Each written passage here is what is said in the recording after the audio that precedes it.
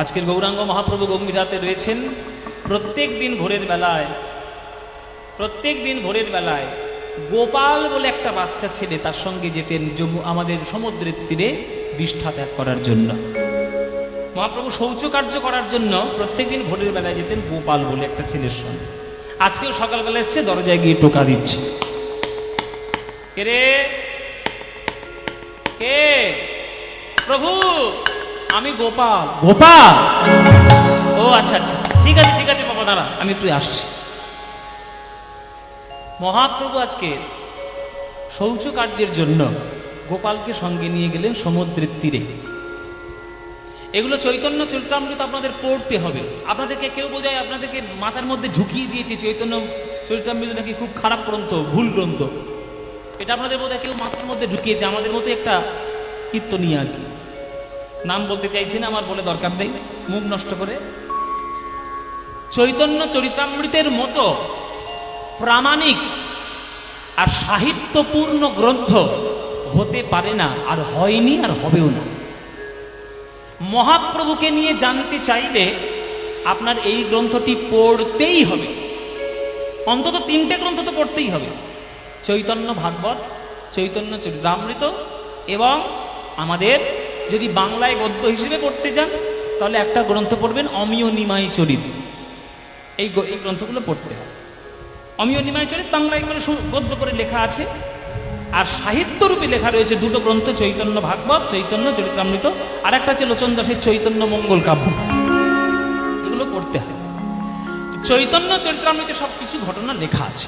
আপনাদেরকে সেই ঘটনার একটা শেষ ঘটনা বলছি। গোপাল বলে একটা 7 বছর 8 বছর বাচ্চা ছেলের সঙ্গে প্রত্যেক দিন মহাপ্রভু যেতেন সমুদ্রের তীরে বিষ্ঠা ত্যাগ করার জন্য। গোপালের কাজ কি ছিল? মহাপ্রভুর গামছা, গাড়ু, জল এগুলো ধরে সে দাঁড়িয়ে থাকত। আজকেও গিয়েছে ভোরবেলা বিষ্ঠা ত্যাগ করার জন্য, শৌচকার্যের জন্য জঙ্গলে গেছে, আর গোপাল দাঁড়িয়ে রয়েছে। কোনোদিন গোপাল লক্ষ্য করে না, আজকের লক্ষ্য করেছে যে যতক্ষণ মহাপ্রভু শৌচকার্য সম্পূর্ণ না করলেন, জিভটা দাঁত দিয়ে কামড়ে ধরে রাখলেন করে।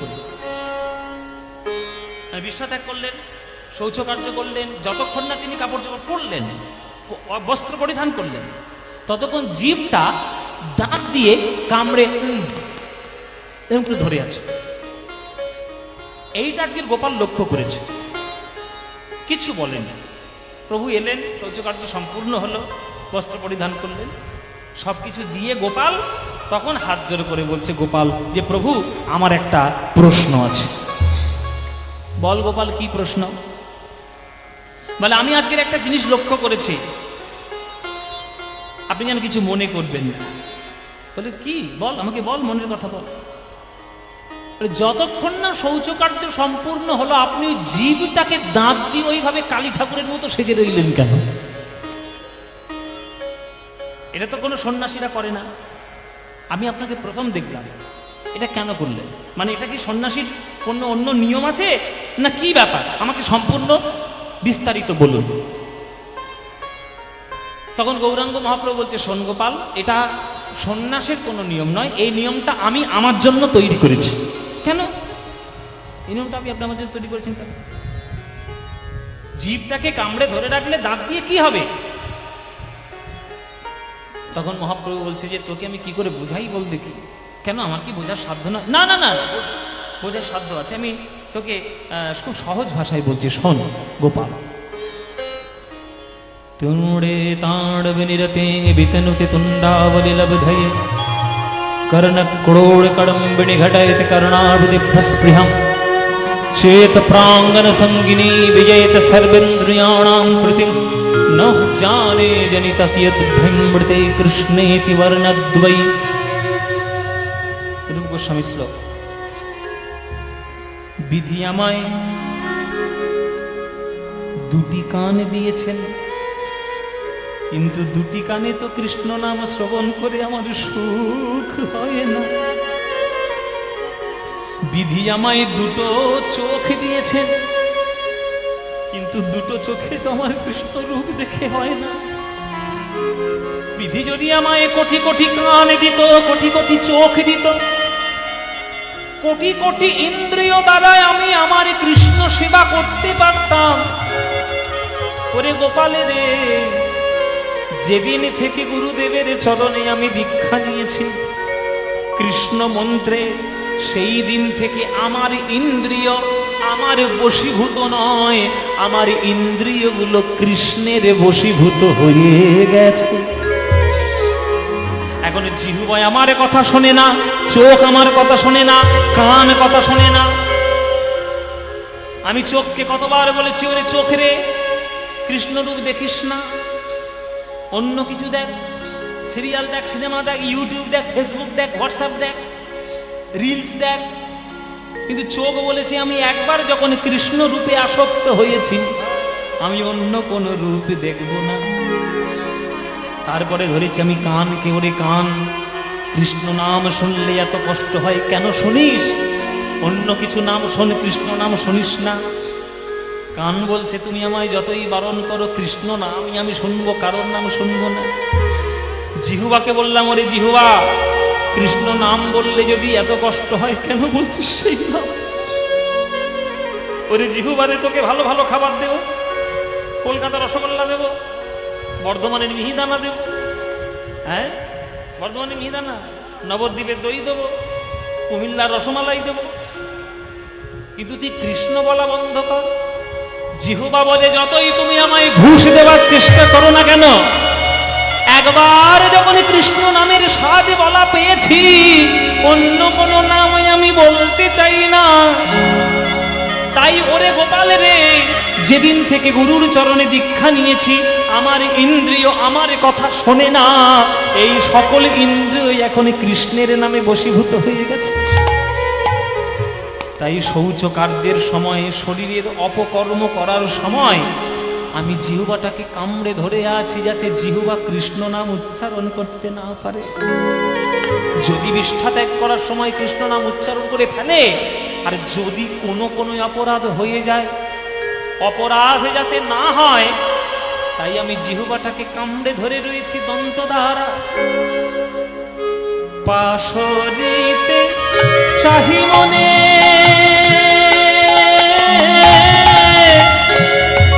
আসরা না যাইব,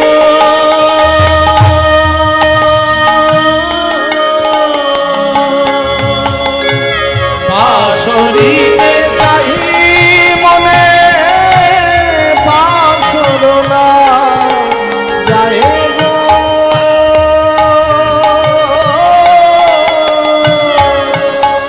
আমি কি করিব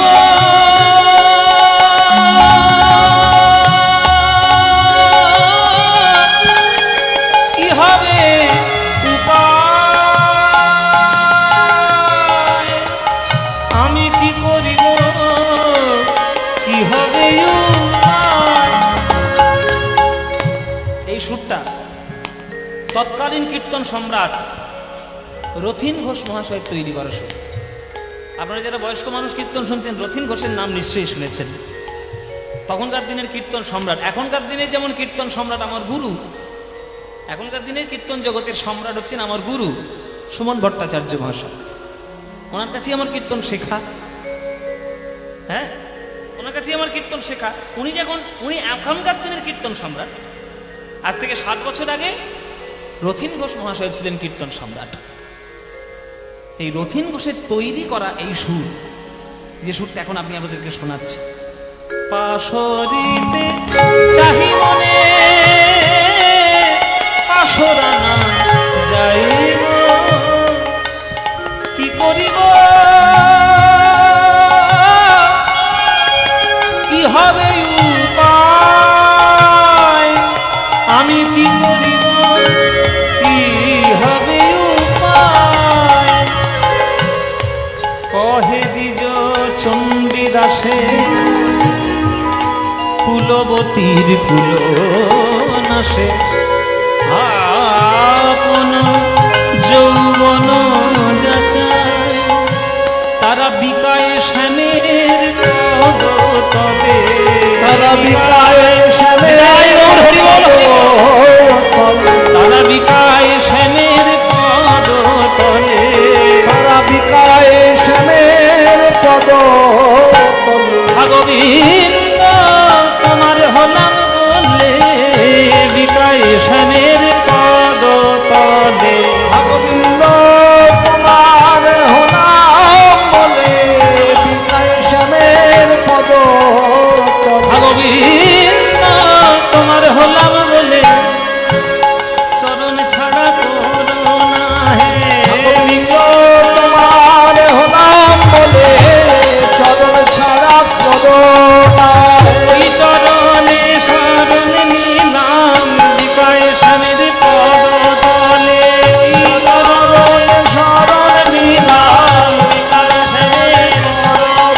আমি কৃষ্ণ কলঙ্কিনীর মুখে কৃষ্ণ কৃষ্ণ কৃষ্ণ বলে বিকায় ছাড়া করো না হে কৃষ্ণ কৃষ্ণ কৃষ্ণ বলি চরণ ছাড়া করো না হে কৃষ্ণ কৃষ্ণ কৃষ্ণ বলি চরণ ছাড়া করো বিকায় শ্যামের পদ তলে কহে বীজ চণ্ডী দাসে কুলবতীর কুলনাশে আপন যৌবন যাচায় আপন যৌবন যাচায়। তাই গোপাল আমি জীবটাকে কামড়ে ধরে আছি যাতে শরীরে অপকর্মটি করার সময় আমার কৃষ্ণ নাম উচ্চারণ করতে না হয়। মায়েরা, গোপালের উত্তর শুনুন, মহাপ্রভুর উত্তর শুনে গোপালের উত্তর শুনুন। গোপাল বলছে, ও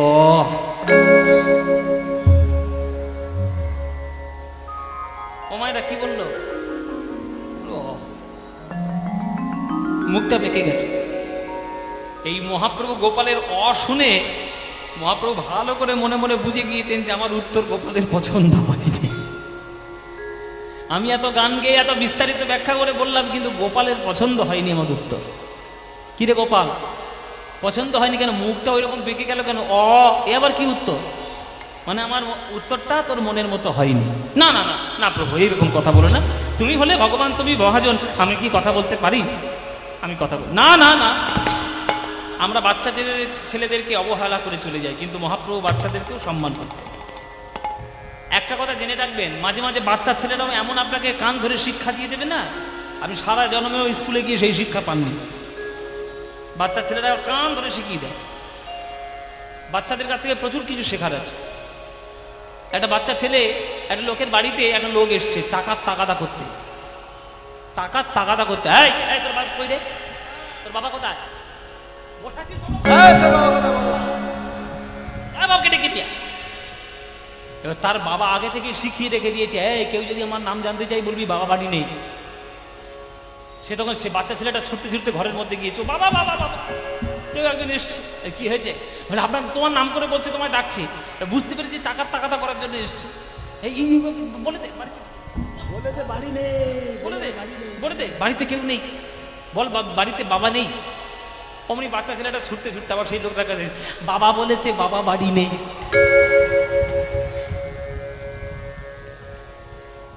মানে মিথ্যা কথা বললে যে ফাঁসতে হয়, সে ছেলেটা কান ধরে শিখিয়ে দিল। ওই জন্য বাচ্চা ছেলেদেরকে অবহেলা করবেন না। বাচ্চারা এত বড় বড় শিক্ষা জানে যে বড়রাও দিতে পারবে না। স্কুলের প্রফেসর দিতে পারবে না, মাস্টার দিতে পারবে না।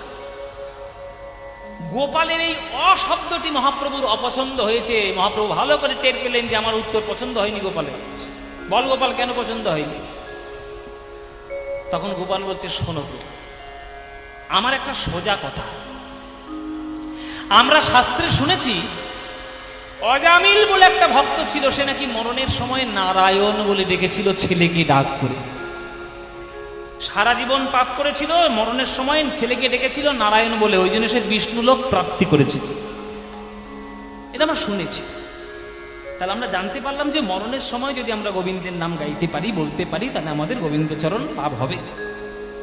এখন তোমার পথে চলতে গিয়ে তুমিও যেমন জীব কামড়ে রয়েছো, আমরাও তাহলে জীব কামড়ে থাকবো বিষ্ঠা ত্যাগের সময়। কিন্তু কার মরণ কখন হবে তো কেউ জানে না। কারোর মরণ যদি ওই বিষ্ঠা ত্যাগকালেই হয়ে যায়, আর সে যদি জীবটাকে ওইভাবে কামড়ে ধরে রাখে, তাহলে মরণের সময় তো হরিনাম হবে না প্রভু। বলো সে কি উদ্ধার পাবে? মহাপ্রভু একবার হতভম্ব হয়ে গেলেন। কি সর্বনাশ! আমি এতদিন তার লোককে কি শিক্ষা দিলাম? তো গোপাল যা বলেছে দামির থেকেও দামি কথা। সবাই যদি আমার পথ অনুসরণ করে চলে, তাহলে তারাও বিষ্ঠাতে এক সময় দাঁতটা কামড়ে রাখবে, জিভটা কামড়ে রাখবে। কারোর যদি মরণ ওই সময় হয়ে যায়, তাহলে সে তো গোবিন্দের নাম গাইতে পারবে না। গোপাল, যে কথা তুই আজ আমায় শিক্ষা দিলি, আজ থেকে তুই আর গোপাল রইবি না, আজ থেকে তুই আমার গোপাল গুরু হয়ে গেলি।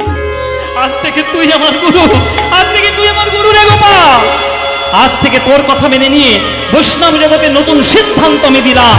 এই সিদ্ধান্ত সবাই মেনে চলবে। খাইতে সইতে নাম যথা তথা লয়, যথা তথা লয়। কাল দেশ নিয়ম নাই, সর্বসিদ্ধি হয়। খেতে শুতে চলতে ফিরতে রাস্তাঘাটে যেখানে সময় পাবে সেইখানে কৃষ্ণের নাম নেবে। কৃষ্ণের নাম কোনো অবস্থাতেই অসুচি নয়।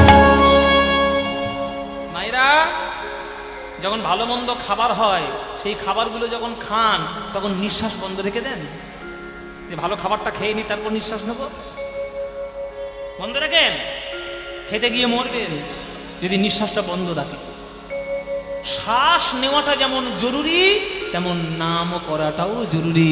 সে যে কোনো অবস্থাতেই হোক না কেন নাম যেন আপনার সর্বক্ষণের সঙ্গী হয়। তাই রামকৃষ্ণ ঠাকুর বলে গিয়েছেন, হাতে কাম মুখে নাম বলে যাও অবিরাম। সদা সর্বদা মায়ের নাম করো, সব সময় মার নাম করো, সবসময় ঠাকুর দেবতার নাম করো, কোনো রকম কোনো নিয়ম নাই। এই যে মহাপ্রভু তাকে গোপাল গুরু গোপাল গুরু গোপাল গুরু বললেন, সারা পুরী ধামে প্রচার হয়ে গেল মহাপ্রভুর গুরু হয়েছে গোপাল, মহাপ্রভুর গুরু গোপাল, মহাপ্রভুর গুরু গোপাল। এবার পুরীতে যারাই মহাপ্রভুকে দর্শন করতে যেত তারা গোপালকে একবার করে প্রণাম করে আসত। মহাপ্রভু গোপাল গুরু বলেছে মানে তাকে তো প্রণাম করতেই হবে, সবাই প্রণাম করে। এই গোপাল গুরু করতে করতে নামটা ছড়াতে ছড়াতে ছড়াতে এলো আপনাদের হুগলি জেলায়। এই হুগলি জেলায় এসে হাজির হয়েছে। তবে ধনেখালিতে আসেন, এসেছে খানাকুলে। খানাকুলেতে একটা জায়গা আছে কৃষ্ণনগর গ্রাম, আর সেই কৃষ্ণনগর গ্রামে বাস করত অভিরাম ঠাকুর। খানাকুল জানেন তো বাবা আপনারা? আপনাদের জেলার জিনিস আপনারা জানবেন না তো কে জানবে? খানাকুলে রামমোহন রায়ের বাড়ি আছে রাধানগর, আর রাধানগরের পাশে হচ্ছে কৃষ্ণনগর। সেই কৃষ্ণনগরে হচ্ছে অভিরাম ঠাকুরের পাট বাড়ি। এই অভিরাম ঠাকুরকে আগের জন্মে শ্রীরাম সখা তার কানে এসছে মহাপ্রভুর গুরু হয়েছে গোপাল। রেগে একেবারে কানাই হয়ে গেছে, মহাপ্রভুর গুরু হবে গোপাল, মহাপ্রভুর গুরু হবে গোপাল। ব্যবস্থা করছি, দাঁড়াও, আমি এক্ষুনি ব্যবস্থা করবো। ওই গোপাল গুরু কত বড় ভক্ত হয়েছে, মহাপ্রভুর গুরু হবে, আমি উচিত শিক্ষা দিয়ে আসবো। এই বলে এই অভিরাম ঠাকুর এই খানাকুল থেকে সোজা যাচ্ছেন পুরীতে গোপাল গুরুকে শাস্তি দেবে বলে। কি শাস্তি মায়েরা? এই অভিরাম ঠাকুরের বিরাট বড় একটা পাওয়ার ছিল, যাকে প্রণাম করত তার হৃদয়ে যদি ভক্তির লেশ মাত্র না থাকতো সে মুখে রক্ত উঠে মরে যেত। এখন মুখে রক্ত উঠে মরবে মানে মনের মধ্যে হিংসা পাপ দেশ এসব যদি থাকে আর ভক্ত বলে যদি ভাঁওতাবাজি করো মুখে রক্ত উঠে মরবে যদি শ্রীরাম ঠাকুর প্রণাম করে। এই গোপাল গুরু আসছে, যেই গোপাল গুরু আসছে, এই অভিরাম ঠাকুর আসছে, এই খবরটা যখন পুরীতে ছড়িয়ে পড়েছে, এই পালা রে পালা,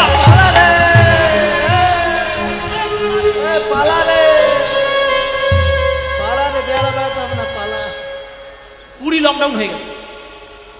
পুরী লকডাউন, লকডাউন জানেন শব্দটা সম্বন্ধে জানেন তো?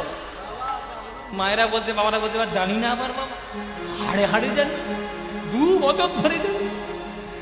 আমাদের লকডাউন হয়েছিল করোনার জন্য, পুরী লকডাউন হয়েছে অভিরাম ঠাকুরের জন্য।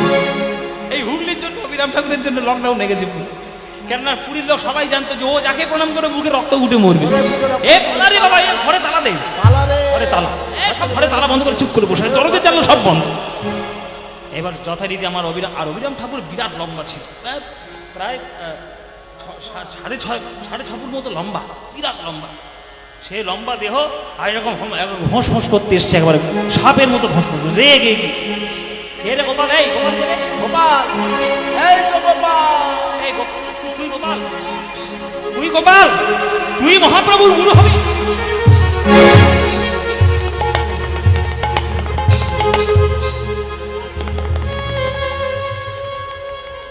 গোপাল বলছে আমি কি গুরু হতে চেয়েছি?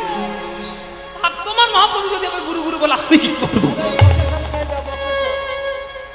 গোপাল গুরু ছুটে চলেছে ভয়ে বক্রেশ্বরের কাছে। বক্রেশ্বরকে তার গুরুদেব, দীক্ষা গুরু।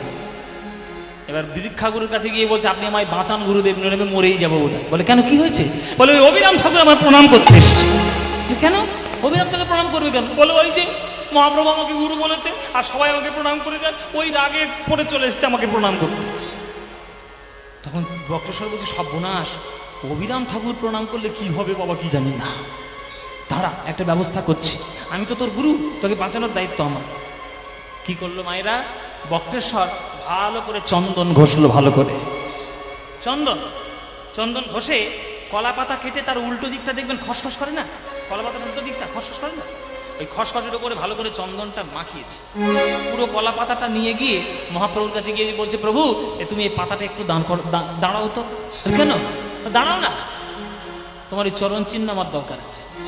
সেই চরণ চিহ্ন চন্দন নিয়ে এলো, মহাপ্রভু তাতে দাঁড়ালেন আর ছাপটা পড়ে গেল, তাহলে মহাপ্রভুর চরণে আশীর্বাদ পেয়ে গেল। এবার সেই পুরো চন্দনটা নিয়ে এসে আর গোপালের হাতে মুখে মাথায় একেবারে লেপে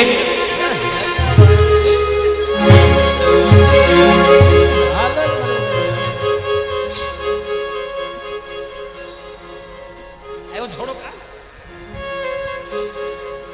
পুরো ভর্তি করে দিল গায়ে। এইবার অবিরাম ঠাকুর প্রণাম করলে কি হবে মায়েরা? আর গোপাল গুরুর কিছু হবে? গোপাল গুরুর গায়ে মহাপ্রভুর পায়ের চন্দন আছে, তাই প্রত্যেকটা প্রণাম কোথায় যাবে? মহাপ্রভুর চরণে যাবে। এই জন্যই বলে হরিনাম কৃষ্ণ নাম বড়ই মধুর, যে জন কৃষ্ণ ভজে সে বড় চতুর। এবার অবিরাম ঠাকুর এসছে, এই তুই দাঁড়া, প্রণাম করবো আমি। এত বড় সাহস তুই আমার মহাপ্রভু নিমায়ের গুরু হবি? তুই দাঁড়া, তুই কত বড় ভক্ত হয়েছিস আমি দেখব। এই বলে তাকে দাঁড় করালেন সামনে আর প্রণাম করতে শুরু করলেন। অবিরাম ঠাকুর তারে প্রণাম করিল, নয়নের ধারায় গোপাল ভাসিতে লাগিল,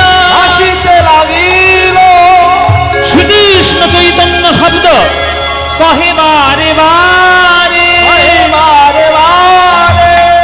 নাম লইতে হয় প্রেম আরে বহে অশ্রুধার। যতবার একটা করে প্রণাম করছে বিরাম ঠাকুর, ততবার গোপাল বলে উঠছে শ্রীকৃষ্ণ চৈতন্য মহাপ্রভু কি। এটা আপনারাও করবেন।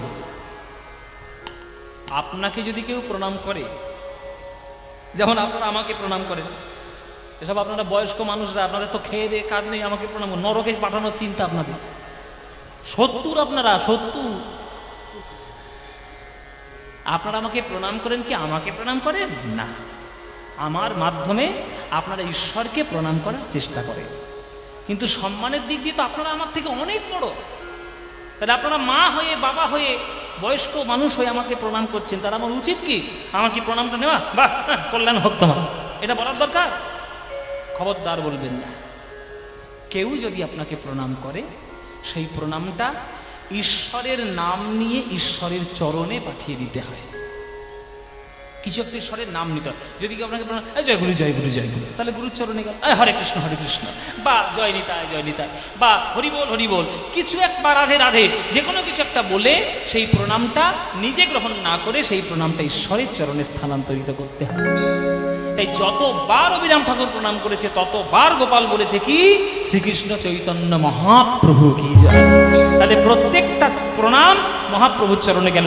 একে তো তার গায়ে চন্দনের প্রলেপ, মহাপ্রভুর পায়ের চরণ চন্দন, আর তার উপরে মুখে মহাপ্রভুর নাম, তাহলে কোনো প্রণাম তার গায়ে লাগলো না। এবার অবিরাম ঠাকুর প্রণাম করতেই লাগলো, এতবার প্রণাম করলো, কিন্তু কিছুতেই তার মরণ হয় না। এমনিতে স্বাভাবিকভাবে 2-3 বার প্রণাম করলেই বুকে রক্ত উঠে যায়, 10-12 বার হয়ে গেল প্রণামের মৃত্যু, কিছুই হলো না তার। অবিরাম ঠাকুর হচ্ছে নারকলের মতো গো মায়েরা, বাইরে খুব শক্ত, খটখট করছে, আর ভেতরটা খুব নরম। ওই জন্য মাঝে মাঝে আমরা খটখটে লোকদের সহ্য করতে পারি না, কিন্তু অনেক খটখটে মানুষ আছে যাদের ভেতর খুব নরম, মানে বাইরে একটু খটখটে ভাব, কথা বলতে কথাবার্তা খুব নিরস, ভেতরে কিন্তু তার খুব ভালো। দেখবেন এখনো পর্যন্ত সিনেমার জগতে যারা যারা ভিলেনের রোল করেছে তারাই সব থেকে ভালো মানুষ, আর যারা যারা হিরো হয়েছে সব থেকে খারাপ মানুষ। এগুলো হয়, সাধারণের কথা বলছি আর কি।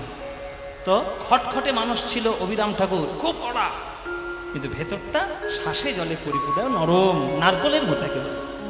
যেই দেখেছে যে এর দ্বারা গৌর কৃপা সম্ভব, তখন এতক্ষণ প্রণাম করছিল, এইবার তাকে কাঁধে করে তুলে নিল।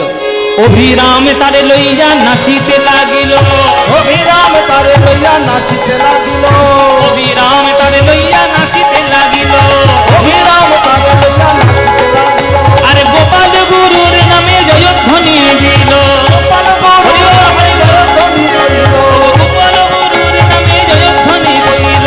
গোপাল গুরুর নামে জয়ধ্বনি কইল। তোমরা জয় দাও জয় দাও, জয় দাও জয় দাও, এই গোপাল গুরুর নামে জয় দাও জয় দাও, গোপাল গুরুর নামে জয় দাও জয় দাও। এই গোপাল গুরুর নামে জয় দিলে জয়ী হবে, গোপাল গুরুর নামে জয় দিলে জয়ী হবে। গোপাল গুরুর নামে জয় দিলে জয় হবে, গোপাল গুরুর নামে জয় দিলে জয় হবে, গোপাল গুরুর নামে জয় দিলে জয় হবে, গোপাল গুরুর নামে জয় দিলে জয় হবে। বদন ভরে জয় দাও, বদন ভরে জয় দাও। বদন ভরে জয় দাও। সেই গোপাল গুরুর নামে জয়ধ্বনি দিয়ে উঠল আমার অভিরাম ঠাকুর। তারপর থেকে কারোর মনে সংশয় রইল না যে সে সত্যিই মহাপ্রভুর কৃপার পাত্র বটে এবং মহাপ্রভুর পথের পথিক ভক্তও বটে। হরিবোল মায়েরা, পরবর্তীকালে আমার মহাপ্রভু যখন নীলাচল ধাম তিনি জগৎ পরিত্যাগ করলেন, তখন এই গম্ভীরার সেবার দায়িত্ব এই গোপাল গুরুর উপরে সেই পড়ল। এই গোপাল গুরুই ছিল গম্ভীরার পূজারী, গম্ভীরার সেবায়িত, মহাপ্রভুর সেবায়। যেহেতু ছোট্টবেলা থেকে প্রভুর সেবা করেছে, আর প্রভু যখন অপ্রকট হয়ে গেলেন তখন তার সেবার দায়িত্বে এই গম্ভীরাতে গোপাল গুরুকেই নিযুক্ত করা হয়েছিল। সেই গোপাল গুরু একটা নাম প্রবর্তন করেছিল গম্ভীরার মধ্যে। আপনারা কারা কারা পুরীতে গেছেন? হাত তুলুন দেখি, কারা কারা পুরী গেছেন? হ্যাঁ, সবাই সবাই হাত নামা, সবাই গেছেন, সবাই নামা হাত। বাঙালিরা গেছে পুরীতে, যায়নি পুরীতে, হতে পারে বাংলার সবাই যায়। সব দিঘা হয়ে হ্যাঁ, তো সেই বাংলার সকল ভক্তরা আপনারা যখন যাবেন অবশ্যই করে একেবারে অন্তত একবারের জন্য আপনারা গম্ভীরাটা দর্শন করে আসবেন। এই গম্ভীরার মধ্যে যে নাম এখনো প্রবর্তন আছে বা এখনো চলছে, সেই নামটা গাইতে গাইতে আজকের আমরা আমাদের এই অনুষ্ঠান নীলাচলে মহাপ্রভুর কথা আজকের আমরা শেষ করব। কিন্তু যাওয়ার আগে আপনাদেরকে একটা গান শোনাবো বলেছিলাম, সেই গানটা শুনিয়ে, একটা ভজন গান শুনিয়ে তারপরে আমরা বিদায় নেব। যে গানটা গতকালকে রিলিজ হয়েছে, এতদিন গাইতাম না আসলে, কিন্তু যেহেতু রিলিজ হয়েছে কালকে, আজকের গাইছি। কাজী নজরুল ইসলামের গান, আমি নতুন করে গড়ব ঠাকুর। আহা, আপনারা 5 মিনিট সবাই বাড়ি যাওয়ার জন্য অস্থির, অনেকটা রাতও হয়েছে, কিন্তু 5 মিনিট একটু সময় দিন, কেননা 5 মিনিট এই গানটার কথাগুলো একটু শুনে নিন। গানটার কথা বড্ড মর্মস্পর্শী কথা। আমি নতুন করে গড়ব ঠাকুর, পুষ্টি পাথর, আরেকটু ধীরে, পুষ্টি পাথর দে মাগেনে। আমি নতুন করে গড়ব ঠাকুর, পুষ্টি পাথর দে মাগেনে। কি দেব? দিব হাতে বাঁশি, মুখে হাসি, হাতে বাঁশি, মুখে হাসি, ডাগর চোখে কাজল টেনে, পুষ্টি পাথর দিয়ে মাগেনে। নতুন করে গড়ব ঠাকুর, পুষ্টি পাথর দিয়ে মাগেনে।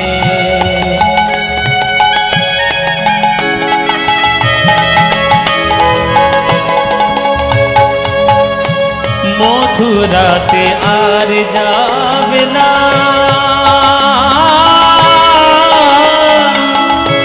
মথুরাতে আর যাবে না, মা যশোদায় কাঁদাবে না। মথুরাতে আর যাবে না, মা যশোদায় কাঁদাবে না। রইবে রইবে ব্রজ গোপীর কেনা, রইবে ব্রজ গোপীর কেনা। চলবে রাধার আদেশ মেনে, পুষ্টি পাথর দে মাগেনে। নতুন করে গড়ব ঠাকুর, পুষ্টি পাথর দে মাগেনে। পাচ্ছেন কথা কোথায়? চরণটা আমি আঁকবো না, আমি এমন করে ঠাকুরটা গড়বো যাতে সে মথুরায় না যায়, যাতে শুধু আমার কাছে থাকে। কেন? মথুরাতে আর যাবে না, মা যশোদায় কাঁদাবে না, কেবলমাত্র রইবে ব্রজগোপীর কেনা, আর রাধার কথা মেনে চলবে। এ দর্শন। আমি জানি না নজরুল ইসলাম কোথাকার মানুষ ছিলেন, বোধহয় পৃথিবীর মানুষ নয়, এলিয়েন টেলিয়েন ছিলেন বোধহয়। এই গান লেখা শ্রীচরণে তার গড়ব নামা, এটা সব থেকে গুরুত্বপূর্ণ, এইটা সব থেকে গুরুত্বপূর্ণ কথা। দেখুন, শ্রীচরণে তার গড়ব নামা, গড়লে চরণে পালিয়ে যাবে, শ্রীচরণে তার গড়ব নামা, গড়লে চরণে পালিয়ে যাবে, নাইবা শুনলে নুপুর ধ্বনি, ঠাকুরকে তো কাছে পাবি। শ্রীচরণে তার গড়ব নামা, গড়লে ঠাকুর পালিয়ে যাবে, নাইবা শুনলে নুপুর ধ্বনি, ঠাকুরকে তো কাছে পাবে।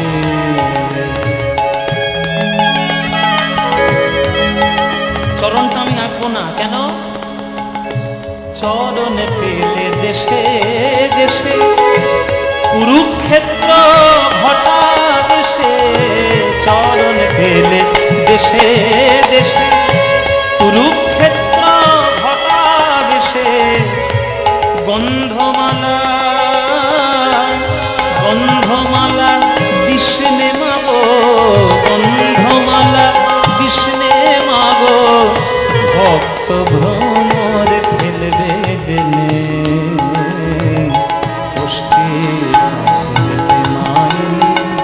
নতুন করে গড়ব ঠাকুর, পুষ্টি পাথর বিমানে, নতুন করে গড়ব ঠাকুর, পুষ্টি পাথর বিমানে।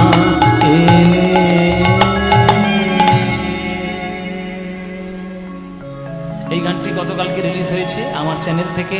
আরেকবার বলছি, ইউটিউবে যাবেন, পদ্ম পলাশ প্রোডাকশন, এটাই হচ্ছে আমার চ্যানেল, পদ্ম পলাশ প্রোডাকশন। তাতে গতকালকে গানটা রিলিজ করেছি।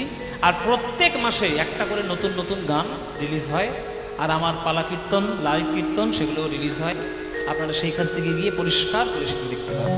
চলুন, সবাই খুব ভালো থাকুন, শুভ রথযাত্রা, জগন্নাথ দেব কৃপা করুক, জয় নিতাই নাম নিয়ে আজকের ভজন গান দিয়ে আমরা শেষ করছি।